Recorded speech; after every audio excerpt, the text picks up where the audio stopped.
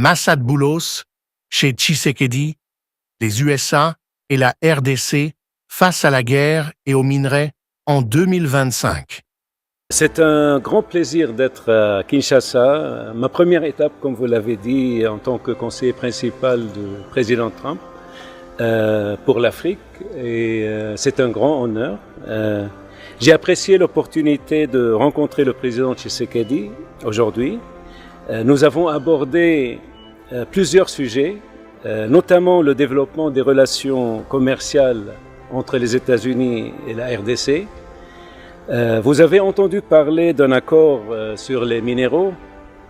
Nous avons pris connaissance de la proposition de la RDC et je suis heureux d'annoncer que le président et moi avons convenu d'une voie à suivre pour son élaboration. Je me réjouis de collaborer avec le président et son équipe pour établir une relation plus profonde qui profite le peuple congolais et le peuple américain, stimuler les investissements du secteur privé américain en RDC, notamment dans le secteur minier, est un objectif commun qui contribue à la prospérité de nos deux pays. Bien sûr, nous avons besoin d'un environnement plus propice aux affaires pour atteindre cet objectif. Soyez assurés que les entreprises américaines opèrent en toute transparence et stimuleront les économies locales. Il s'agit d'investissements de plusieurs milliards de dollars. Il s'agit d'emplois de dizaines de milliers de personnes. Il s'agit de transfert de connaissances. Il s'agit d'investissements dans l'infrastructure du pays. Mais il ne peut y avoir de prospérité économique sans sécurité. Donc, nous avons également discuté du conflit de l'Est de la RDC. Les États-Unis restent déterminés à soutenir la fin du conflit dont l'Est et nous discutons des prochaines étapes avec nos partenaires congolais. Nous souhaitons une paix durable qui affirme l'intégrité territoriale de la RDC et la souveraineté de la RDC et jette les bases d'une économie régionale florissante. Cette relation présente un grand potentiel et nous apprécions l'occasion de discuter de la voie à suivre avec nos homologues ici à Kinshasa. Je vous remercie.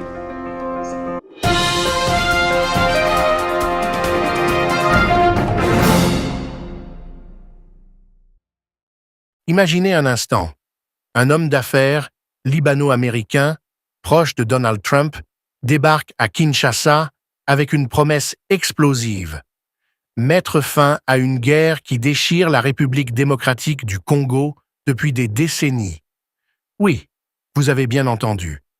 Ce jeudi, 3 avril 2025, Massad Boulos, tout juste nommé conseiller principal pour l'Afrique par le président américain, a foulé le sol congolais pour une rencontre historique avec Félix Tshisekedi.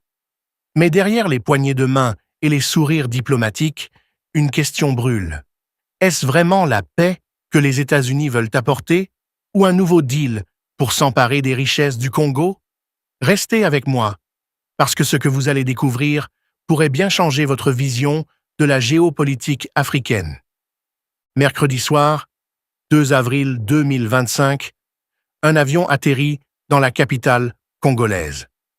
À son bord, Massad Boulos, un homme discret mais puissant, père du mari de Tiffany Trump, la fille de l'ancien et nouvel homme fort de Washington.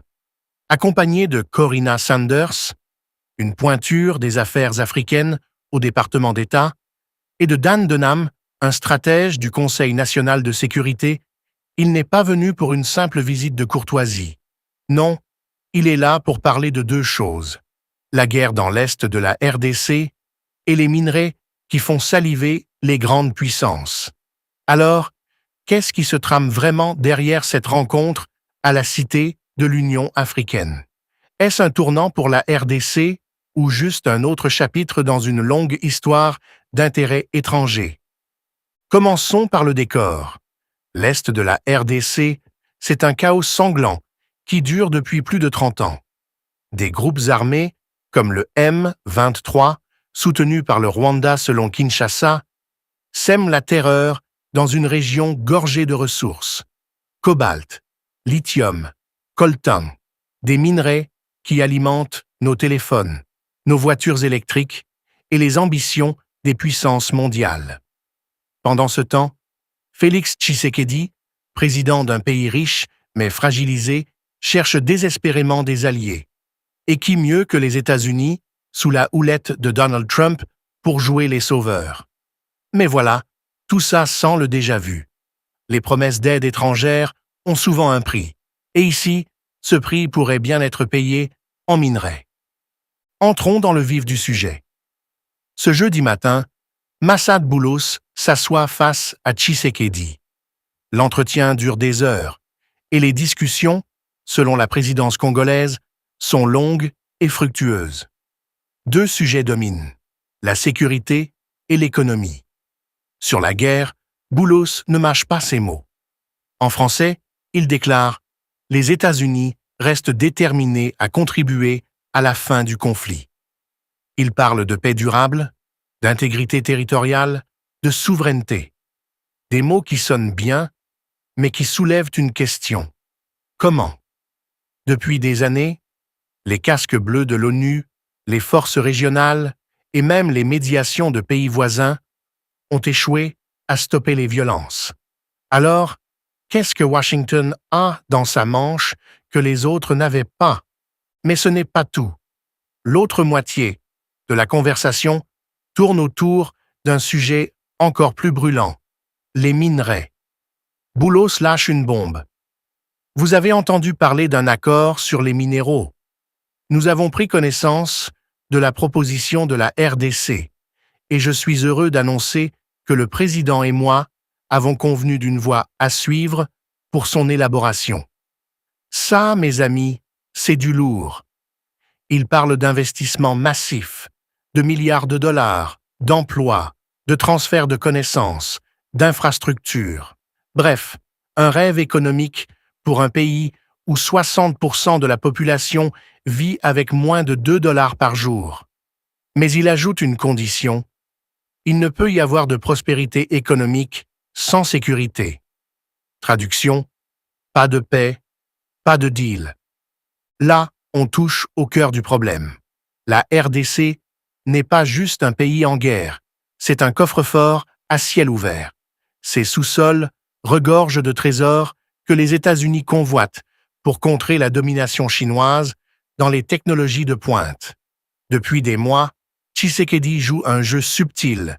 Il agite la carte des minerais pour attirer Washington, espérant un soutien militaire ou diplomatique contre le Rwanda et ses proxys, comme le M23. En mars dernier, il confiait au New York Times son rêve d'un partenariat gagnant-gagnant avec les Américains. Mais ce rêve a un revers. Et si ce partenariat finissait par ressembler à une vieille rengaine coloniale, où les richesses partent et les problèmes restent? Explorons ça de plus près. D'un côté, il y a l'optimisme de Boulos. Il promet une collaboration transparente, des entreprises américaines qui boosteraient l'économie locale. Soyez assurés que des entreprises américaines opèrent en toute transparence, dit-il. Ça sonne bien, mais ça fait sourire quand on connaît l'histoire. Les multinationales, qu'elles soient américaines, chinoises ou européennes, n'ont pas toujours brillé par leur transparence en RDC. Corruption, exploitation, contrats opaques, le pays a vu ça trop souvent. Alors, pourquoi cette fois serait différente? Peut-être parce que Trump, avec son style imprévisible, veut marquer des points là où Biden a hésité. Sous l'administration précédente, les États-Unis ont traîné des pieds sur les investissements miniers, citant corruption et insécurité. Trump, lui, semble prêt à plonger tête baissée. Mais il y a un hic. Les Congolais ne sont pas naïfs. Sur les réseaux sociaux, les réactions fusent. Certains saluent l'arrivée des Américains comme une chance de sortir du marasme. D'autres crient au pillage déguisé. À Goma, il y a quelques semaines, des manifestations ont éclaté contre un possible deal minier avec les États-Unis. Les pancartes disaient « Nos minerais ne sont pas à vendre ». C'est là que le bat blesse. Tshisekedi doit jongler entre les attentes de son peuple et les promesses qu'il fait à des partenaires étrangers. S'il donne trop, il risque de perdre sa légitimité. S'il donne trop peu, il pourrait se retrouver sans l'appui dont il a besoin pour mater la rébellion dans l'Est. Prenons du recul. Ce n'est pas la première fois que la RDC se trouve à ce carrefour. Dans les années 60, les États-Unis ont soutenu Mobutu contre les rebelles, mais en échange, ils ont fermé les yeux sur des décennies de dictature et de prédation. Aujourd'hui, le contexte a changé, mais les enjeux restent similaires. Qui contrôle les ressources? Le Rwanda, accusé de piller le coltan via le M23, est la prochaine étape de Boulos. À Kigali, il portera un message clair. Washington veut la paix, mais aussi une part du gâteau économique. Et ça risque de chauffer, parce que Paul Kagame, le président rwandais, n'est pas du genre à lâcher prise facilement. Alors, quel est le moment clé de cette histoire? Écoutez bien, parce que c'est là que tout bascule. Quand Massad Boulos dit « Nous avons convenu d'une voie à suivre pour son élaboration », il ne parle pas d'un vague projet.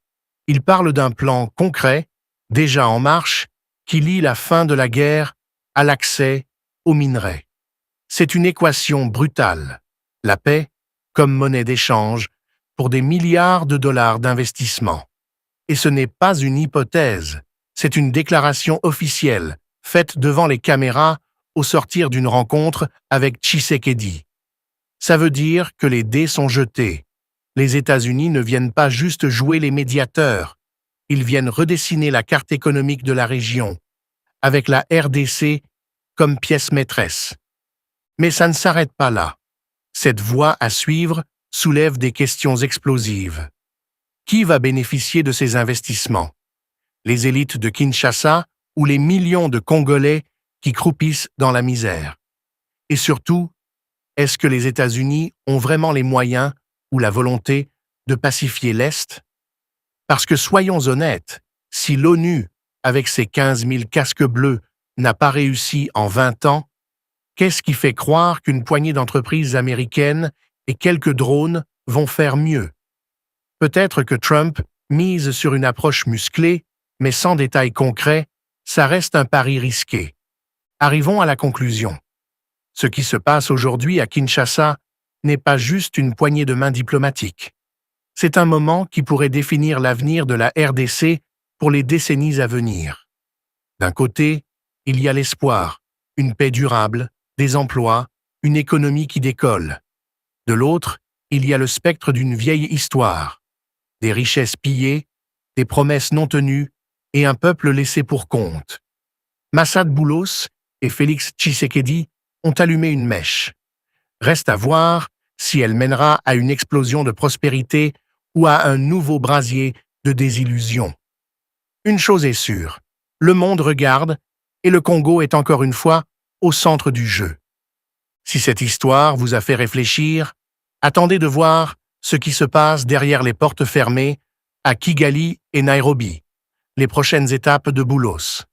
Cliquez sur la vidéo suivante pour plonger encore plus loin dans les coulisses de cette nouvelle ère géopolitique. Abonnez-vous pour ne rien rater. La suite promet d'être électrique.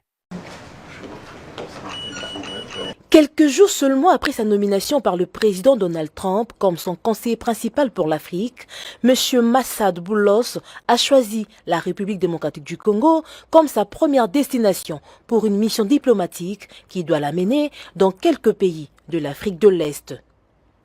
Accompagné de Madame Corinna Sanders, secrétaire d'État adjointe pour les affaires africaines, et de Monsieur Dan Dunham, directeur du Conseil national de sécurité pour l'Afrique, le conseiller principal du président américain a eu une longue et fructueuse discussion avec le président Félix-Antoine Tshisekedi Tshilombo.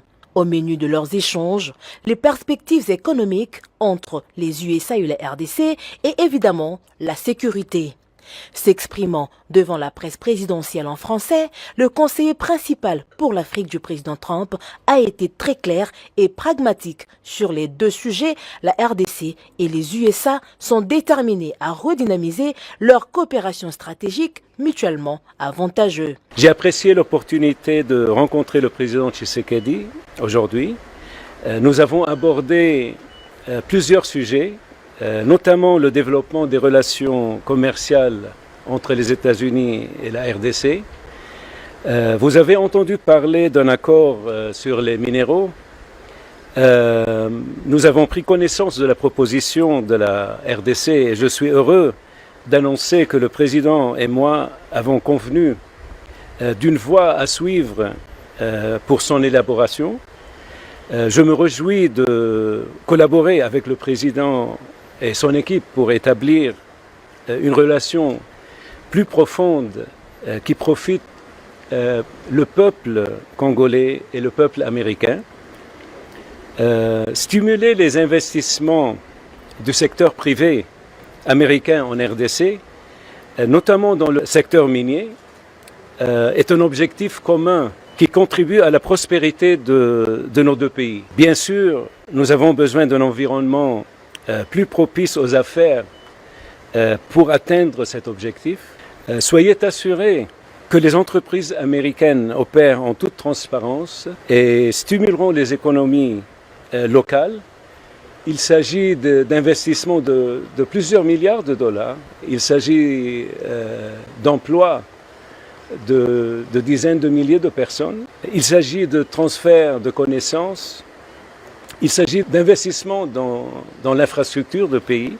Mais il ne peut y avoir de prospérité économique sans sécurité. Donc, nous avons également discuté du conflit de l'Est de la RDC. Les États-Unis restent déterminés à soutenir la fin du conflit dont l'Est et nous discutons des prochaines étapes avec nos partenaires congolais. Nous souhaitons une paix durable qui affirme l'intégrité territoriale de la RDC et la souveraineté de la RDC et jette les bases d'une économie régionale florissante. Cette relation présente un grand potentiel et nous apprécions l'occasion de discuter de la voie à suivre avec nos homologues ici à Kinshasa. Un engagement clair des USA aux côtés de la RDC et le soutien au processus régional peut faire cesser la guerre injuste, croit-on savoir. Après Kinshasa, Massad Boulos passera par Kolwezi avant de poursuivre sa tournée dans quelques pays de l'Afrique de l'Est.